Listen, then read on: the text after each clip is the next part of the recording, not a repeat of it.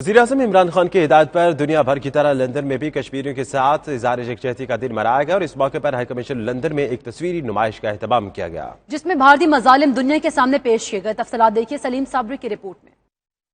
दुनिया भर की तरह लंदन में भी कश्मीरियों के साथ इजहार यकजहती का दिन मनाया गया। इस सिलसिले में पाकिस्तानी हाई कमीशन लंदन में एक तकरीब का एहतमाम किया गया, जिसमें कश्मीरी अवाम पर भारतीय मज़ालिम को दुनिया के सामने पेश करने के लिए तस्वीरी नुमाइश का एहतमाम किया गया। इस मौके पर पाकिस्तानी हाई कमिश्नर नफीस ज़िक्रिया ने कहा कि पूरी दुनिया की इंसानी हकूक की तंजीमें वाज़ेह तौर पर इस बात का एतराफ़ कर चुकी हैं कि कश्मीर में भारतीय जुल्म बर्बरियत इंतहा को पहुँच चुकी है। उनका मजीद कहना था कि गुज़श्ता 25 दिन से भारत कश्मीरियों के ऊपर इंसानियत सोज मज़ालिम ढा रहा है। इस तस्वीरी नुमाइश में दुनिया के सामने भारत का मकरूह चेहरा दिखाया गया है कि वो किस तरह आजादी की तहरीक को कुचलने के लिए मकबूजा कश्मीर में इंसानियत की तजलील कर रहा है। बेतहाशा ह्यूमन राइट्स वॉच की रिपोर्ट है और बेतहाशा अखबारी जो है रिपोर्ट्स हैं इस हवाले से कि क्या कुछ वहाँ नहीं हुआ। आपके सामने कुनान पुष्परा का वाक़या है कि 28 साल गुजरने के बावजूद भी आज तक उन औरतों को जिनकी असमत दरी की गई उसको कोई सुनवाई नहीं है।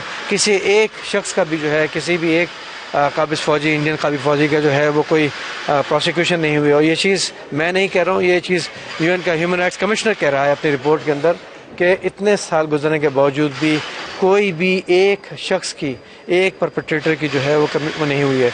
इसीलिए आप देखते हैं कि बेसिकली ये सारे जो जराइम हैं इंसानियत के ख़िलाफ़, ये जराइम बेसिकली वो जिसे कहते हैं क्राइम्स अगेंस्ट ह्यूमैनिटी के ज़ुमरे में आते हैं और इस बात का मजाज है कि इंडिया की जो काबिज़ फ़ौजें हैं मकबूजा कश्मीर में उनकी अकाउंटेबिलिटी की जाए। पाकिस्तान हाई कमीशन लंदन में मौजूद है और यहाँ हज़ारों की तादाद में लोग जमा हुए हैं। हमारे प्राइम मिनिस्टर पाकिस्तान की जो कॉल पर हमने लबैक किया है और जो जुल्म सितम हो रहा है मकबूजा कश्मीर में, और ये सारी जो तस्वीरें भी लगी हुई हैं उनके जुल्म सितम के जो हमारे बहन भाई शिकार हैं वो सब दुनिया को दिखाना चाहते हैं।